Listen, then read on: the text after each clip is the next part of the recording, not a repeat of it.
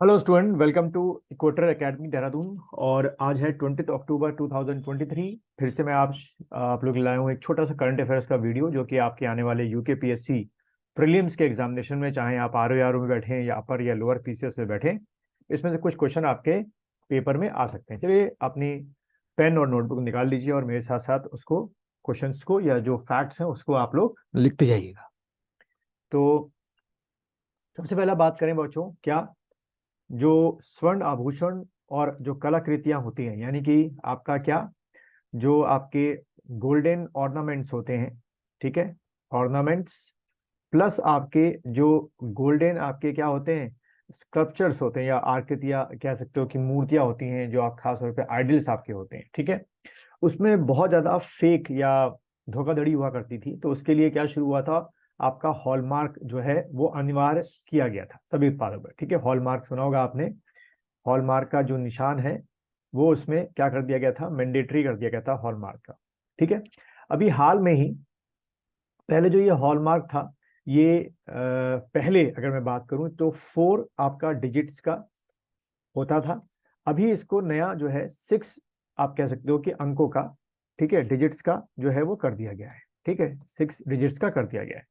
क्या, hallmark unique identification number, यानी कि HUID, ठीक है। शुरुआत यहां से भी कर सकते हैं क्वेश्चन की कि भाई अब HUID जो है वो कितने डिजिट्स का हो गया, तो 6 नंबरों का आपका हो गया, 6 अंकों का हो गया। जैसे कि आप देख रहे हैं, पहले 4 था, अब 6 हो गया है।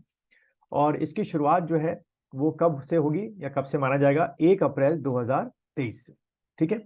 यहीं से अगर हम देखें कि BIS मानक भारतीय मानक ब्यूरो द्वारा जारी किया गया, इसका उद्देश्य आभूषण उत्तर, खैर इसकी शुरुआत 2000 में की गई थी, जो ये गोल्डन ऑर्नामेंट्स में या आइडल में लगवाने की शुरुआत की गई थी। तो यहाँ से आप बस ध्यान रखना है कि अभी कितने डिजिट का है, 6 का कर दिया गया है, ठीक है। चलिए अगला क्वेश्चन है आपका, ये है आपका जैसे कि आपको पता है कि हमारे यहाँ रेलवे जोन्स है, ठीक है, रेलवे जोन्स, ठीक है, किसमें होती हैं, आपकी रेलवे के अंदर होती हैं। दोस्तों अभी अगर हम बात करें कि टोटल हमारे यहाँ अभी जो है कितनी रेलवे जोन्स हैं, तो इस समय हमारे यहाँ 19 जो है वो रेलवे जोन्स हैं, ठीक है। तो एक देखो क्वेश्चन और आपको मिल गया कि कितने नंबर ऑफ रेलवे जोन्स हैं, तो 19 टिक करके आना। तो out of the 19 railway zone, जो आपकी सेंट्रल जोन है, या पूरा वर्ड क्या लिखेंगे, सेंट्रल रेलवे जोन, ठीक है, ये यानी कि मध्य रेलवे, इसमें पूरा 100% क्या हो गया बच्चों, इलेक्ट्रिफिकेशन हो गया है, ठीक है। इलेक्ट्रिफिकेशन यानी कि यहाँ पर सिर्फ और सिर्फ जो इंजन चलेंगे, या इंजनों के लिए क्या प्रोवाइड कर दिया गया, इलेक्ट्रिक इंजनों के लिए तार जो है वो पूरा लगा दिया गया है, ठीक है। इसकी अगर लंबाई देखो, टोटल जो लगाया गया है सेंट्रल रेलवे जोन में 3825 किलोमीटर। तो ये भी फिगर आपसे पूछ सकते हैं।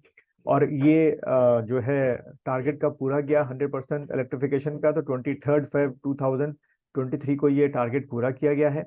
और इस टारगेट के पूरा होने से अगर आप देखें कि जो गाड़ियां अब सेंट्रल रेलवे में चलेंगी, आपकी जो इलेक्ट्रिक ट्रेन होंगी, उससे 5.204 लाख कार्बन या टन कार्बन फुटप्रिंट जो है वो कम होगा। मतलब डीजल, अगर डीजल इंजन चलाएंगे तो उसमें क्या होगा, कार्बन फुटप्रिंट होता है, इससे कम होगा, ठीक है। और साथ ही साथ जो एनुअल हमारी बचत होगी डीजल की, वो 1670 करोड़ की भी बचत होगी। तो दो दो फायदे हो गए, यानी कि देखा जाए तो इन्वायरमेंट के पॉइंट ऑफ व्यू से भी फायदा ही फायदा, और फाइनेंस के पॉइंट ऑफ व्यू से भी फायदा ही फायदा अगर हम इलेक्ट्रिफिकेशन करते हैं। वहीं पे एक और मैंने यहाँ पर रख दिया सब पार्ट, थोड़ा हिस्ट्री को लेकर क्या था, कि भारत में पहली इलेक्ट्रिक ट्रेन जो है वो 3 फेब 1925 को चली थी। और किन दो स्टेशनों के बीच चली थी, तो बॉम्बे विक्टोरिया टर्मिनल, ठीक है, और कुर्ली के बीच चली थी। छोटा सा ही डिस्टेंस था, लेकिन पहले अगर पूछा जाए कि फर्स्ट इलेक्ट्रिक ट्रेन इंडिया में कब चली, तो टिक करके आना 3 फेब 1925 को, बॉम्बे विक्टोरिया टर्मिनस और कुर्ली के बीच में। अगला देखते हैं हम लोग।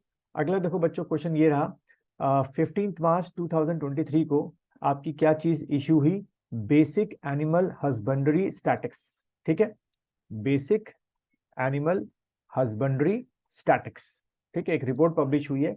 अब वो जो रिपोर्ट के मेन मेन फैक्टर्स हैं वो आपके देखो एग्जाम में आ सकते हैं, जैसे कि टोटल हमारे यहाँ जो है दूध में जो प्रोडक्शन होता है, मिल्क का जो प्रोडक्शन, वो कितना है आपका, देखिए क्या लिखा हुआ है, 221.06 मिलियन टन। तो ये देखो एक आपका एमसीक्यू क्वेश्चन यहाँ से तैयार हो गया कि टोटल मिल्क प्रोडक्शन अगर आपसे पूछा जाए तो आपने टिक करना है, इसको रट्टाफिकेशन कर लो बच्चों, 222.06 मिलियन टन। ठीक है। और 5 आपके जो मिल्क प्रोड्यूसिंग स्टेट्स हैं, ठीक है, 5 जो आपके स्टेट्स हैं, तो उनके नाम यहाँ पे नंबर वाइज दे रखे हैं। पहले नंबर पर देखिए क्या है, राजस्थान है। दूसरे नंबर पर उत्तर प्रदेश है, बहुत ठीक है। थर्ड नंबर पर एमपी है। फोर्थ नंबर पे गुजरात है और फिफ्थ नंबर पे कर्नाटका है। तो ये वाला डेटा जो है वो आने की पॉसिबिलिटी है। उसके बाद देश में जो टोटल मीट प्रोडक्शन है, ठीक है, जो मीट प्रोडक्शन है वो हमारे यहाँ कितना है, 9.21 मिलियन टन। और अगर टॉप स्टेट्स की बात की जाए तो सबसे ज्यादा मीट प्रोडक्शन जो होता है वो महाराष्ट्र में होता है। दूसरे नंबर पे देखिए क्या लिखा हुआ है, पॉइंट्स का फर्क है, उत्तर प्रदेश में होता है। थर्ड नंबर पे वेस्ट बंगाल पे होता है। चौथे नंबर पे आपका आंध्रा में होता है और तेलंगाना आपका 5वें नंबर पे है। तो मिल्क पे आतना, मिल्क प्रोडक्शन पे आपका राजस्थान पहले नंबर पे है और मीट प्रोडक्शन में आपका महाराष्ट्र पहले नंबर पे है। ऊन उत्पादन यानी कि वुल प्रोडक्शन की बात करें तो टोटल हमारे यहाँ 33.13 थाउजेंड टन जो है वो वुल प्रोडक्शन होता है। और पहले नंबर पे फिर से ऊन के उत्पादन के नंबर पे मामले में राजस्थान पहले नंबर पे है, जम्मू कश्मीर दूसरे नंबर पे है और गुजरात जो है वो तीसरे नंबर पे है, महाराष्ट्र जो है वो चौथे नंबर पे है और हिमाचल जो है बच्चों आपका 5वें नंबर पे है। अब यहीं पे एक और डाटा है जो आ सकता है कि जो पर आपका अवेलेबिलिटी ऑफ मिल्क है पर पर्सन हमारे यहाँ कितनी है। तो देखिए क्या लिखा हुआ है, 44 ग्राम पर डे। तो ये एग्जाम में मुझे लगता है कि डाटा आपसे पूछ सकते हैं कितने ग्राम दूध हम अवेलेबल कर पाते हैं। तो 434 ग्राम पर डे हम मिल्क दे पाते हैं। तो यहाँ से मुझे लगता है 1-2 क्वेश्चन आपके एग्जाम में आ सकते हैं।